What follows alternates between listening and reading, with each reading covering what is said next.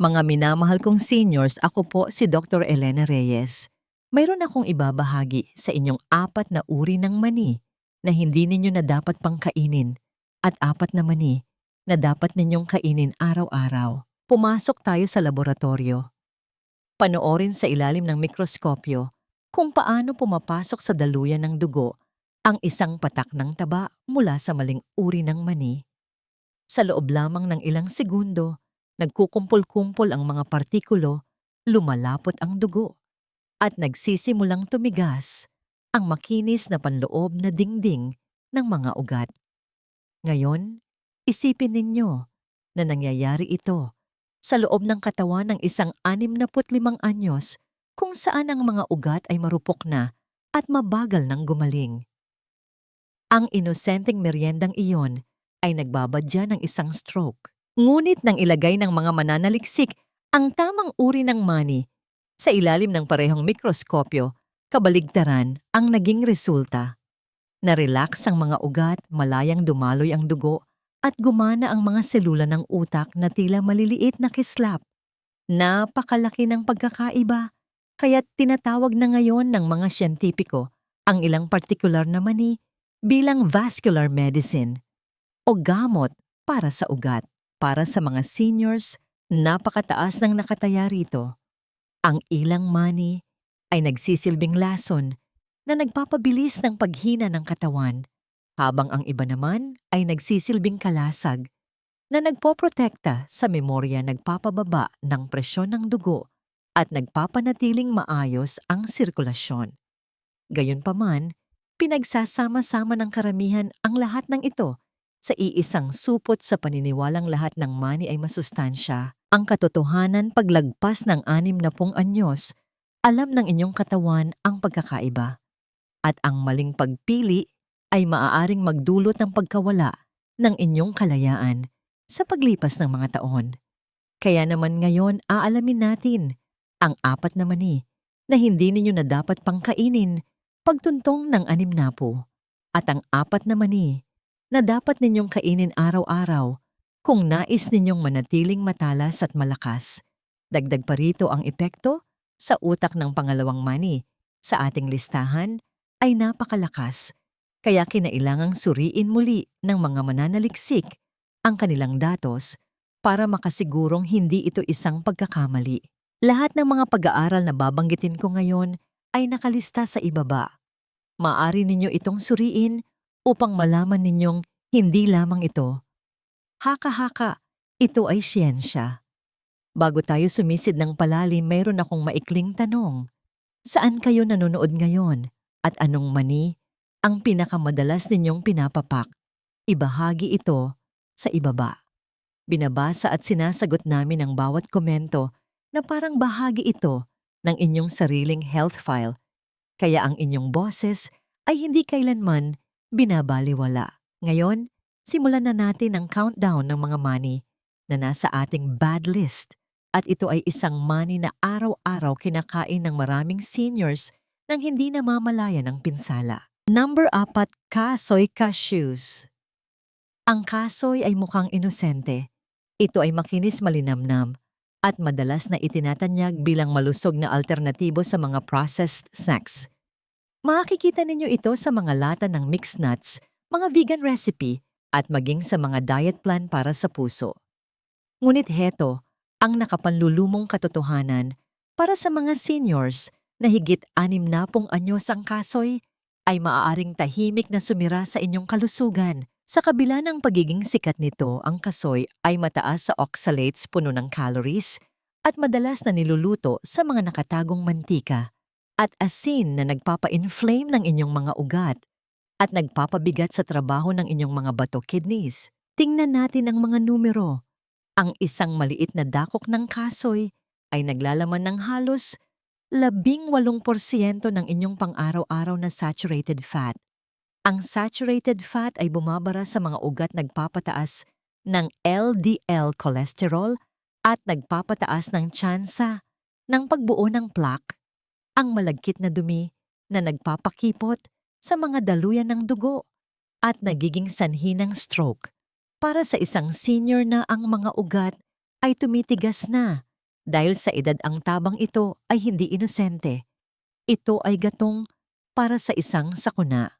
Natuklasan ng isang pag-aaral sa Journal of Nutrition, Health and Aging na ang mga seniors na may mataas na intake ng saturated fat ay may hanggang 32% na mas mataas na panganib ng ischemic stroke. Ibig sabihin, kahit ang ilang sobrang dakok ng kasoy ay maaaring magtulak sa inyo sa peligrosong sitwasyon. Sa kalagitnaan ng isang dietary counseling session, umamin ng isang 72 anyos na retiradong librarian na si Lola Carmen mula sa Quezon City na araw-araw niyang isinasama ang kasoy sa kanyang mga smoothie tuwing umaga sa pag-aakalang ito ay malinis na pinagkukunan ng protina. Makalipas ang ilang buwan na ospital siya dahil sa matinding pananakit ng bato. Ipinakita sa kanyang mga scan ang mga bato sa bato kidney stones na tinunton ng mga doktor pabalik sa mataas na intake niya ng oxalate. Nang ihinto niya ang araw-araw na pagkain ng kasoy at lumipat sa mga maning mababa, ang oxalate, naging matatag ang kalusugan ng kanyang bato at bumaba ang kanyang blood pressure. Ang kwento niya ay isang babala. Kahit ang mga pagkaing may label na healthy ay maaaring maging lason kapag kinakain araw-araw sa maling paraan. Kaya ano ang ibig sabihin nito? Para sa mga seniors, ibig sabihin, hindi dapat gawing pang-araw-araw na merienda ang kasoy. Hindi naman ito lason, ngunit sa katawan ng isang taong lampas 60, mas nakasasama ito kaysa nakabubuti. Ang kaunting sahog nito sa isang recipe, paminsan-minsan ay ayos lang. Ngunit ang araw-araw na pagkain ng isang mangkok ng kasoy iyon ay nag-iimbita ng pagkapagod ng bato, pagtaas ng presyon ng dugo, at pamamaga ng mga ugat. Ang katotohanan ay hindi kayang ituring ng mga seniors na pantay-pantay ang lahat ng money. Ang iba ay gamot para sa utak at puso. Ang iba naman tulad ng kasoy ay tahimik na sumisira sa inyong kalusugan hanggang sa hindi na ito maibalik sa dati. At kung ang isang maning kasing sikat at minamahal tulad ng kasoy ay maaaring magpataas ng inyong panganib, ang susunod sa ating listahan ay mas gugulatin kayo. Madalas itong ibinebenta bilang isang marangyang money, ngunit para sa mga seniors, mas malalim pa ang nakatagong panganib nito. Number 3, macadamia nuts. Ang macadamia nuts ay madalas na itinatanyag bilang marangya ang buttery gold ng mundo ng mga mani. Ngunit para sa mga seniors na higit 60 anyos ang karangyaang yon, ay may kaakibat na mapanganib na kapalit. Ang macadamia ay isa sa mga pinakamatabang mani na maaari ninyong bilhin, kung saan higit sa 75% ng calories nito ay nagmumula sa taba. Bagaman ang bahagi ng tabang ito ay monounsaturated, ang sobrang siksik na dami ng calories at mantika ay nagiging mapanganib para sa mga seniors na bumagal na ang metabolismo at ang mga ugat ay nasa ilalim na ng presyon. Binanggit ng isang clinical review sa Journal of the American Heart Association na ang mga diet na mataas sa taba at siksik sa calories para sa mga matatanda ay nauugnay sa makabuluhang pagtaas ng LDL cholesterol, ang uri na bumabara sa mga ugat at nagiging sanhi ng stroke. Mabilis maipon ang epekto ng macadamia. Ang isang maliit na dakok lamang ay naglalaman na ng halos 200 calories. Para sa mga seniors na bumaba na ang pangangailangan sa enerhiya, ito ay isang recipe para sa pagtaas ng timbang insulin resistance at pagtaas ng presyo ng dugo.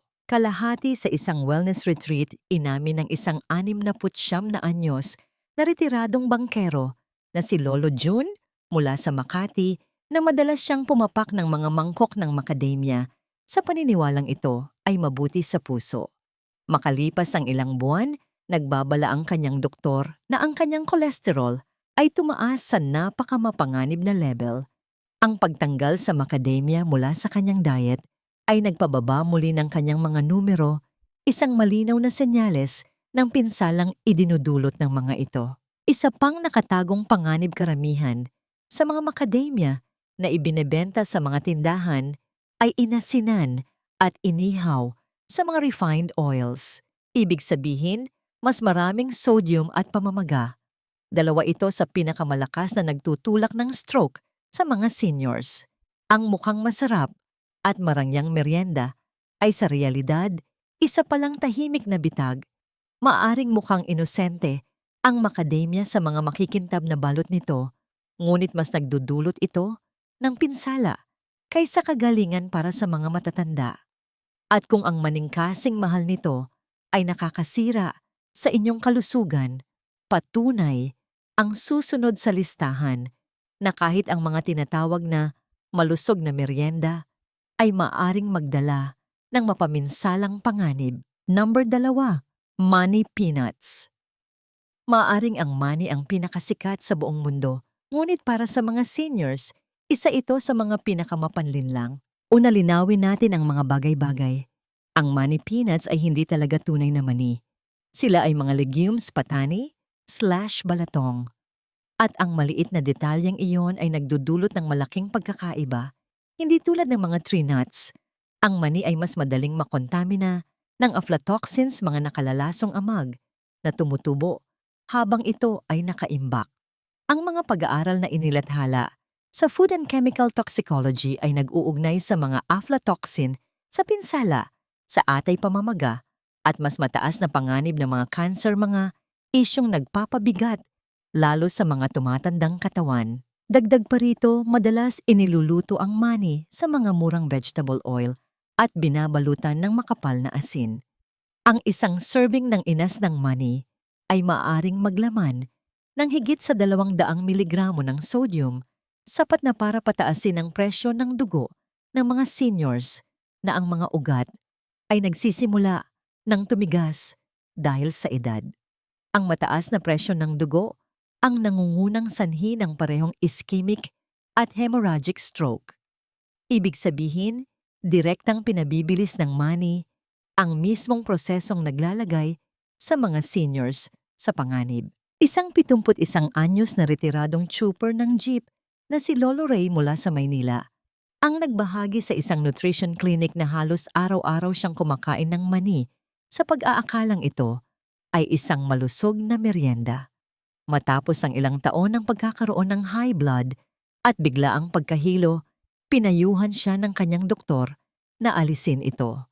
Sa loob ng ilang buwan, naging matatag ang kanyang numero at napagtanto niyang ang inaakala niyang inosenteng mani ang nagpapalala ng kanyang mga problema sa kalusugan. Kahit ang mga hindi inas ng mani ay may dalang panganib.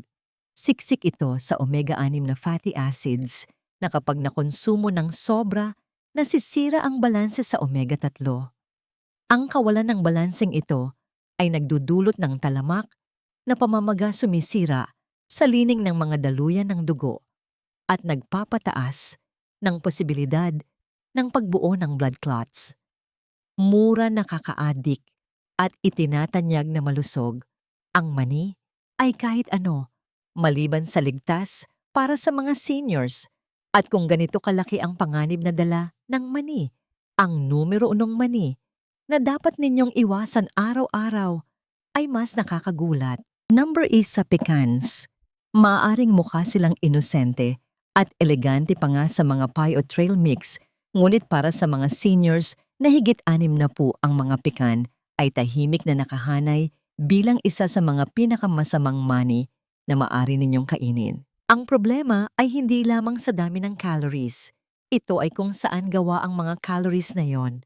Ang pecan ay isa sa mga pinakamatabang mani na maaari ninyong mabili, na may halos 200 calories at 20 gramo ng taba sa isang maliit na dakok lamang. Bagaman, ang bahagi ng tabang ito ay unsaturated, ang sobrang siksik nitong katangian ay napakabigat para sa isang tumatandang metabolismo. Para sa mga seniors na mas mabagal na magsunog ng calories, direktang nauuwi ito sa pagtaas ng timbang insulin resistance at mas mataas na presyo ng dugo, na lahat ay nagpapataas ng panganib sa stroke. Natuklasan ng isang pananaliksik sa Journal of Nutrition na ang mga matatandang kumakain ng mga uri ng maning mataas sa taba tulad ng pekan ay nakaranas ng mas mataas na antas ng LDL cholesterol at triglycerides kumpara sa mga kumakain ng mas magaan na mani. Ang mga marker na ito ay direktang nauugnay sa plaque na bumabara sa mga ugat. At dahil ang mga pekan ay madalas na nilalagyan ng asukal, candid iniluluto sa butter o inihahalo sa mga dessert, may kasama na itong dagdag na asukal at hindi malusog na mantika na nagpaparami ng pinsala. Isang 74 na anyos na retiradong kusinero, si Lolo Antonio mula sa Pampanga, ang umamin na ang pecan pie ang kanyang comfort food. Sa paglipas ng mga taon, mapanganib na tumaas ang kanyang cholesterol at nagbabala ang kanyang doktor na malapit na siyang atakihin sa puso muli.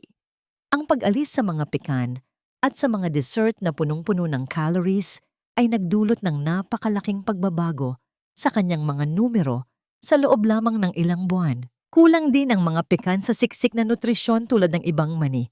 Nagbibigay ito ng mas kaunting protina at mas kaunting compounds na nagpapatalas ng utak kumpara sa walnuts o almonds na nangangahulugang kumukonsumo ang mga seniors ng mas maraming taba nang walang mga proteksyong benepisyo. Ang akala ninyong natural na merienda ay isa palang metabolic trap para sa mga tumatandang katawan. Kaya bagaman ang mga pekan ay maaaring paborito, tuwing may okasyon para sa mga seniors, kabilang ito sa never touch list o listahan ng mga hindi dapat kainin.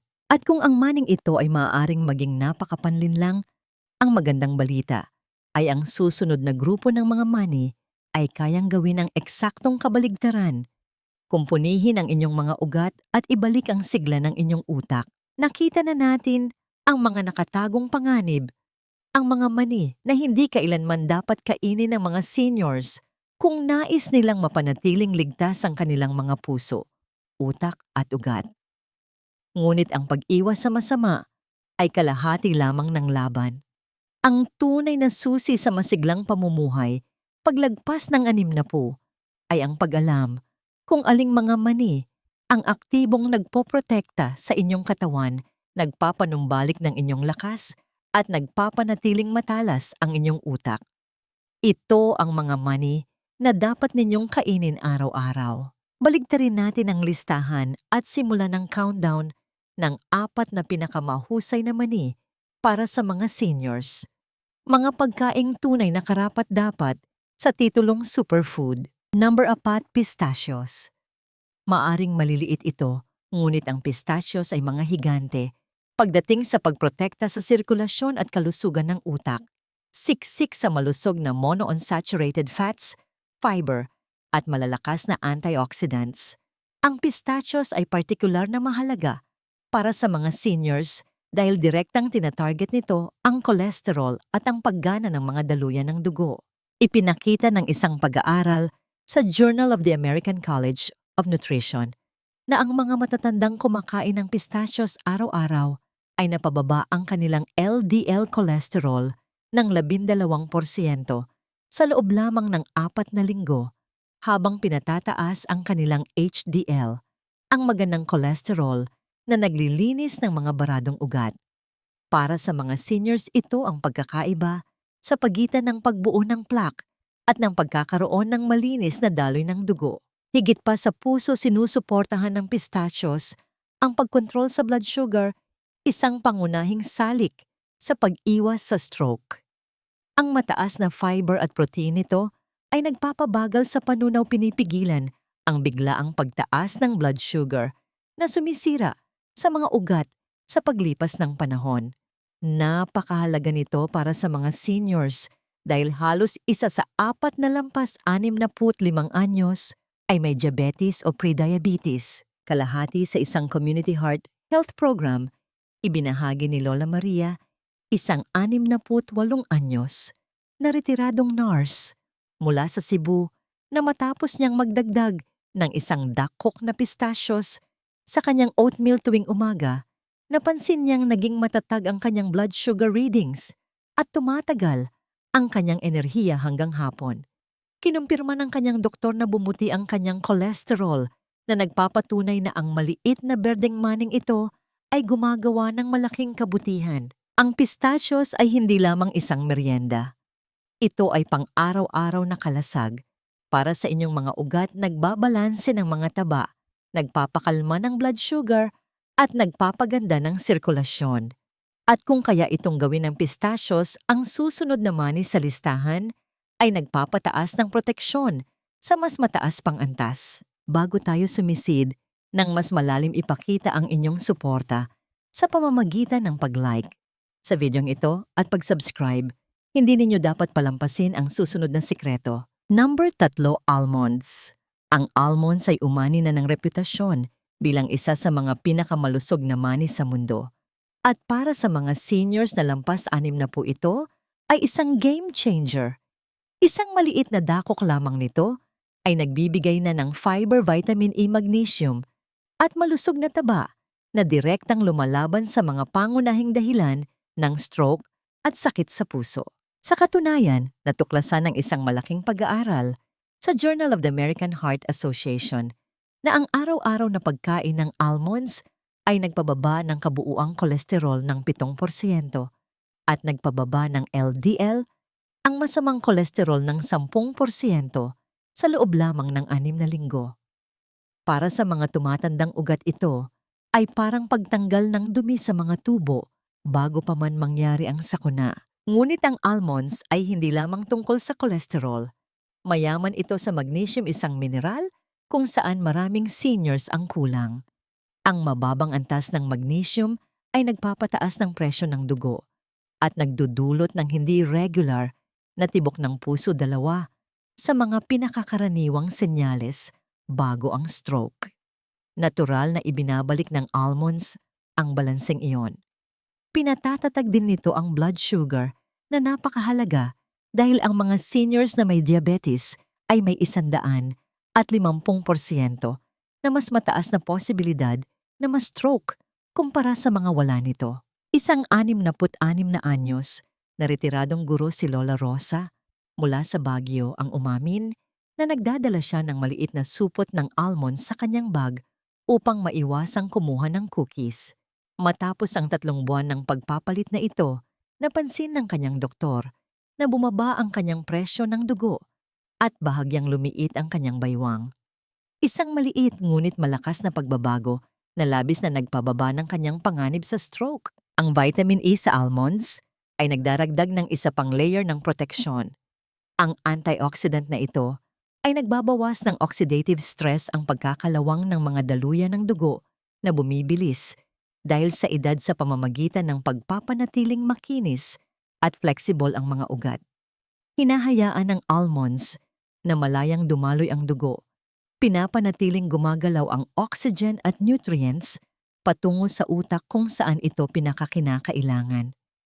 Para sa mga seniors, ang almonds ay hindi lang merienda. Ito ay dugtong buhay. At kung ganito kalaki ang proteksyong dala ng almonds, ang mani sa ating susunod na pwesto ay napatunayan ng nagpapabuti hindi lang ng sirkulasyon, kundi pati na rin ng mismong paggana ng utak. Number 2, hazelnuts. Maaring ipaalala sa inyo ng hazelnuts ang mga tsokolate tuwing Pasko o mga palaman. Ngunit kapag kinain ng mag-isa, isa ito sa mga pinakanakapoprotektang mani na maaring idagdag ng isang senior sa kanyang pang-araw-araw na dieta. Mayaman sa monounsaturated fats, vitamin E, folate at magnesium, gumagana ang hazelnut sa iba't ibang aspeto upang protektahan ang mga ugat, patatagin ang presyon ng dugo, at patalasin ang paggana ng utak. Natuklasan ng isang clinical trial sa European Journal of Clinical Nutrition na ang mga matatandang nagdagdag ng hazelnuts sa kanilang diet sa loob lamang ng 4 na linggo ay nagpababa ng kanilang LDL cholesterol ng 8% at nagpabuti ng pangkalahatang vascular flexibility. Isang napakahalagang salik para sa mga seniors na ang mga ugat ay madaling tumigas dahil sa edad. Ang nakapagpapaiba sa hazelnuts ay ang taglay nitong folate. Ibinababa ng folate ang homocysteine, isang amino acid na kapag tumaas ay sumisira sa lining ng mga daluyan ng dugo at labis na nagpapataas ng panganib sa stroke. Madalas ay may mas mataas na antas ng homocysteine ang mga seniors dahil sa mga kakulangan na dala ng edad. Kaya naman ang hazelnuts ay nagsisilbing isang natural na panlunas sa pamamagitan ng pagpapanatiling kontrolado ang mapanganib na compound na ito. Pinapanatili nito ang sirkulasyon at pinoprotektahan ng utak. Isang 70 anyos na retiradong modista na si Lola Teresa mula sa Marikina ang nagbahagi sa isang dietary counseling session na nagsimula siyang kumain ng hazelnuts kasama ang yogurt tuwing umaga. Sa loob ng ilang buwan, naging mas matatag ang kanyang blood pressure readings at napaulat siyang nabawasan ang mga pagkakataong siya ay nahihilo. Kinumpirma ng kanyang doktor ang pagbuti ng kanyang cholesterol levels na nagpapatunay kung paano nagdulot ng napakalaking benepisyo ang maliliit na maning ito. Naglalaman din ng hazelnuts ng mga malalakas na antioxidants na nagbabantay laban sa oxidative stress, ang tahimik na proseso ng pagkakalawang na nagpapahina sa mga ugat at nagpapabilis ng paghina ng memorya. Para sa mga seniors na nag-aalala pareho sa kalusugan ng puso at utak, nagbibigay ng dobleng kalasag ang hazelnuts. Maaring maliliit ngunit malakas ang tama ng hazelnuts, pinapanatili nitong makinis ang mga ugat at matalas ang mga utak. At kung ganito kaepektibo protektahan ng hazelnuts ang inyong mga daluyan ng dugo, maghintay kayo hanggang sa makita ninyo ang numero 1 mani. Ang pang-araw-araw na pagkain na, ayon sa mga mananaliksik, ay halos nagsisilbing gamot para sa tumatandang utak. Number is sa walnuts. Nasa pinakatuktok ng listahan ang walnut, isang maning napakalakas, kaya madalas itong tawagin ng mga siyentipiko na pagkain para sa utak. Titigan ninyong mabuti ang hugis nito at makikita ninyo kung bakit. Ang isang walnut ay kamukha ng isang maliit na utak ng tao at ang mga benepisyo nito ay tumutugma sa hitsura nito. Para sa mga seniors na lampas 60 ang walnuts, ay maituturing na mahalaga. Sila ay mayaman sa omega-3, fatty acids, antioxidants at polyphenols na direktang nagkukumpuni sa mga daluyan ng dugo, nagpapababa ng panganib ng blood clots at nagpapasigla sa mga selula ng utak. Isang pag-aaral sa Journal of the American College of Cardiology ang sumubaybay sa mga matatanda sa loob ng 2 taon at natuklasan na ang pagkain ng 5 serving ng walnuts kada linggo ay nagpababa ng panganib sa cardiovascular disease ng 19%. Nangangahulugan iyan na halos 1 sa 5 stroke ang napipigilan sa pamamagitan lamang ng pagdaragdag ng maning ito sa pang-araw-araw na dieta. Nangingibabaw din ang walnuts dahil sa epekto nito sa ating cognition o pag-iisip. Pinatitibay ng omega-3s ang mga lamad sa paligid ng mga selula ng utak na nagpapabuti ng komunikasyon at pagpapanatili ng memorya.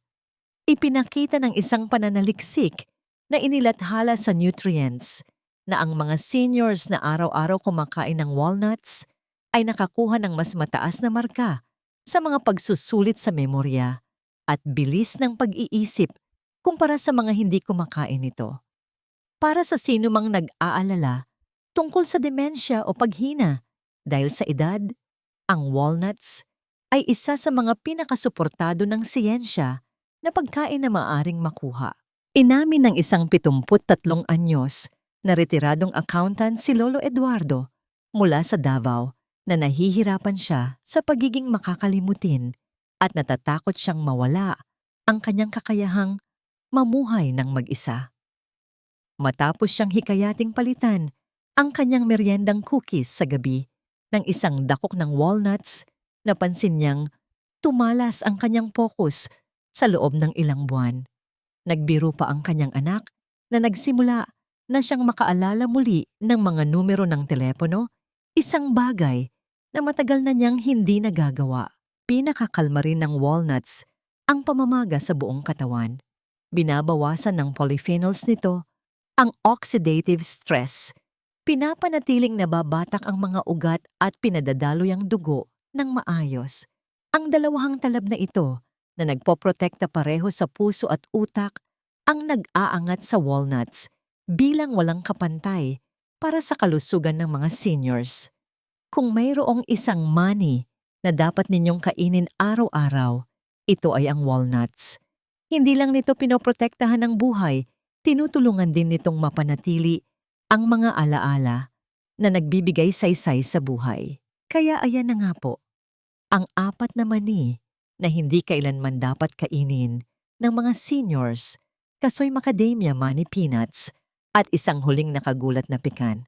At ang 4 na mani na dapat ninyong kainin araw-araw, pistachios, almonds, hazelnuts at walnuts. Para sa mga lampasan nimnapu, ang pagkakaiba ay hindi maliit. Ito ang pagkakaiba sa pagitan ng mga baradong ugat at maayos na sirkulasyon, sa pagitan ng naglalahong memorya at matalas na isipan, sa pagitan ng takot na ma-stroke at ng kalayaang patuloy na mabuhay ng lubos. Nasa inyong mga kamay at inyong mga nakagawian ng inyong kalusugan. Palitan ang maling mani ng tama at maaari ninyong mapababa ang panganib sa stroke, maprotektahan ang inyong puso, at maibalik ang lakas ng inyong utak. Ang mahalagang aral para sa araw na ito, hindi lahat ng pagkaing nakagisnan nating malusog ay mabuti pa rin sa ating katawan habang tayo ay nagkakaedad. Tandaan, paglagpas ng 60, kailangan nating piliin ng maingat ang ating mga merienda. Ang tamang uri ng mani ay nagsisilbing natural na gamot na pumuprotekta sa ating puso, ugat at isipan, samantalang ang maling pagpili ay maaaring maging pabigat sa ating sistema. Maging mapanuri at piliin ang kalusugan sa bawat kagat. Ngayon, nais kong marinig ang mula sa inyo. Saan kayo nanonood ngayon? At alin sa mga maning ito ang handa ninyong idagdag o alisin sa inyong dieta ngayong araw? I-drop ang inyong mga sagot sa ibaba. Binabasa namin ang bawat isang komento na parang bahagi ito ng kwento ng inyong kalusugan. Kung nakatulong ang videong ito upang magbukas ng inyong mga mata, huwag kalimutang i-click ang like button. I-share ito sa mga mahal ninyo sa buhay at mag-subscribe para sa higit pang mga health tips na sadyang ginawa para sa mga seniors. Ang inyong kinabukasan ay naghihintay. Protektahan ito 1 dakok kada araw. Sabihin sa amin kung ano ang inyong naiisip sa comment section sa ibaba. At huwag kalimutang ibahagi rin ang inyong mga sariling karanasan. Salamat sa panonood.